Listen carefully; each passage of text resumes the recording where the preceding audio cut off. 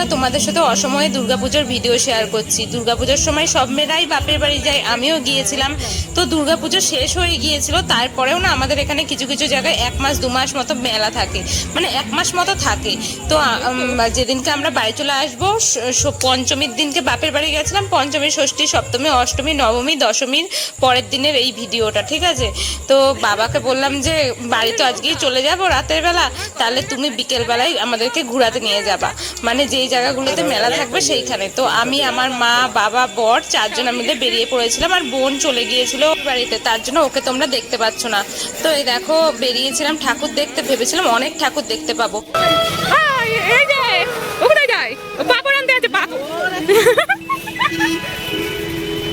এটাই খারাপ, আমরা বেশি ঠাকুর দেখতে পাইনি। আর এই যে বাবু তো গাড়ির মধ্যে বসেই থাকে, বাবু ঠাকুর দেখতে যায়নি, বললো তোরা গিয়ে দেখে আয়, আমি এখানেই থাকি। তারপরে দিয়ে কি করব, ওই যে সামনে আমার বর এখন আনতে গেছে পাঁপড় ভাজা।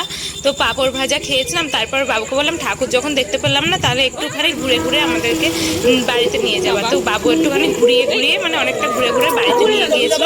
তার আগে একটা দোকানে ঢুকেছিলাম, সেখান থেকে আবার বিরিয়ানি খেয়েছিলাম আমরা, সেগুলো আর ক্লিপ নেওয়া হয়নি, ভিডিও করা হয়নি। তো চলো, ভিডিওটা এখানেই শেষ করছি, কেমন লাগলো জানিও।